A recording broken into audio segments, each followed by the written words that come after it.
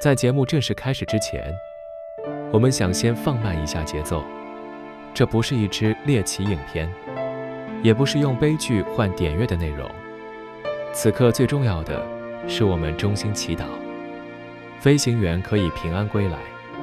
每一位战机飞行员都是在高风险环境下替国家执行任务的人，不论事故原因为何，生命永远排在所有分析之前。4. 接下来我们会用最冷静、最专业、最尊重事实的方式，带大家完整理解这起事件可能涉及的技术与人因层面。MMC 系统是什么？ MMC 全名 Modular Mission Computer， 模组化任务电脑，它是 F-16现代化后的核心大脑。你可以把它想成战机的中央神经系统，它负责整合飞行姿态资料、雷达与感测器资讯、导航系统、武器管理、飞控与显示界面、飞行员看到的画面、听到的警告，甚至部分自动修正飞行姿态的判断，都来自 MMC 的运算结果。MMC 系统的优点与风险。优点：模组化设计，升级代性高，可整合新一代航电系统，提升态势感知 （Situational Awareness）。潜在风险：与旧型硬体的整合难度高，软硬体同步要求极严，一旦资料异常，影响是全面性的。MMC 不太会慢慢坏，它比较像是一旦错，就是整套资讯同时出错。F-16AB 型不是从零设计 ，F-16AB 是1970-80年代的设计。当初的航电架构时，分散式、类比为主。设计时没有想到40年后要数位化整合，而现代化升级做的是，在老房子里装进一套智慧城市中控系统，张固模组化系统 vs 就硬体的冲突点。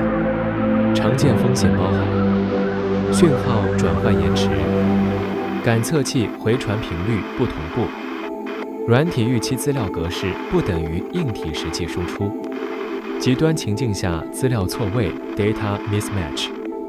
平时可能完全正常，但在高 G、夜间、云中、低空情况下，误差会被瞬间放大。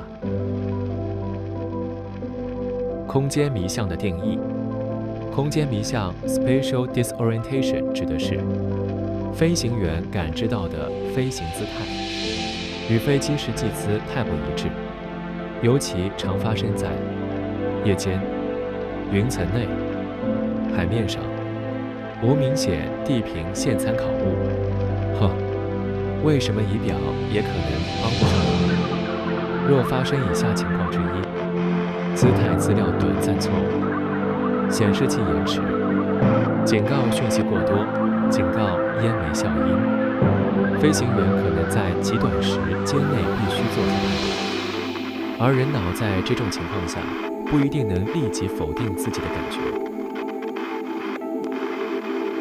弹射不是想拉就拉，弹射逃生有几个限制条件：高度、姿态、速度、座舱环境是否稳定。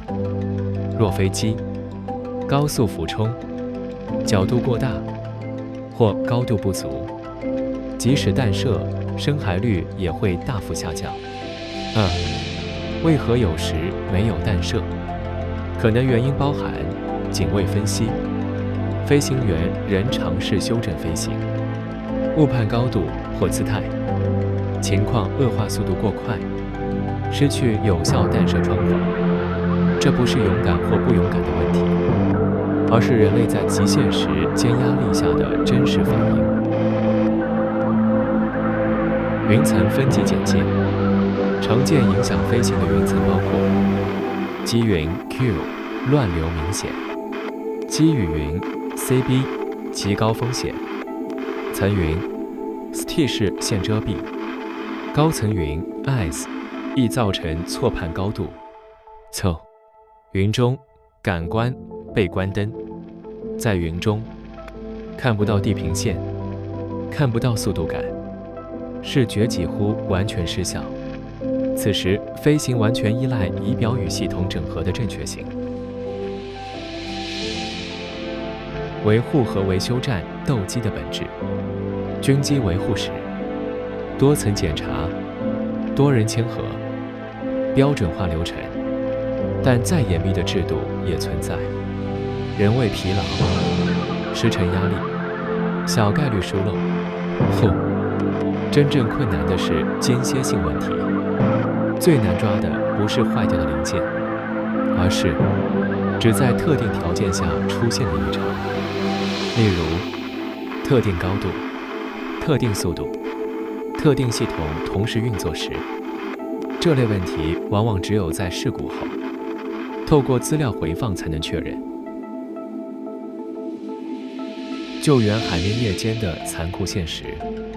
夜间海面视线极差，波浪遮蔽，人员定位困难，即使成功弹射，后续救援仍是另一场与时间的赛跑。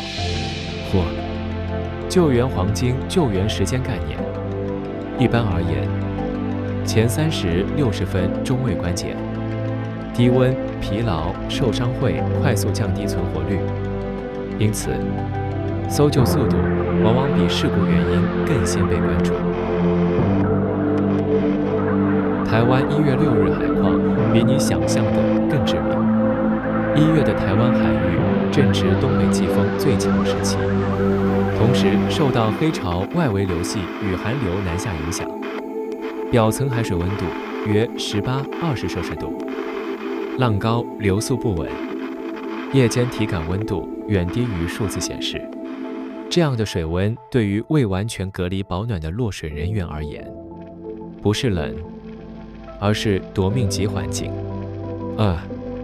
人在海中失温的时计时间轴，在18、20摄氏度海水中，人体状况大致如下：0、5分钟，呼吸急促，心跳加快，身体进入惊吓反应；5、15分钟，肌肉开始僵硬，游泳与操作能力快速下降；15、30分钟，手指失去精细动作，通讯、解扣、定位困难；30、60分钟，核心体温明显下降，出现意识模糊，判断力崩溃；超过60分钟，若无良好防寒装备与及时救援，存活率急速下滑。重点不是会不会冷死，而是还能不能撑到被找到。因为每一次事故背后都不是一句话能解释，不是一个零件、一个人或一个简单错误，而是系统成环境、成人性、成时间。最后再次提醒，在调查结果正式公布前，所有讨论都只能是理解，不是定罪。而此刻，我们唯一确定也最希望的只有一件事：飞行员能平安归来。好了，我们今天的节目就聊到这里。喜欢我们的节目，请帮我们订阅、按赞、分享，并开启小铃铛哟。感谢您的收看，我们下期见。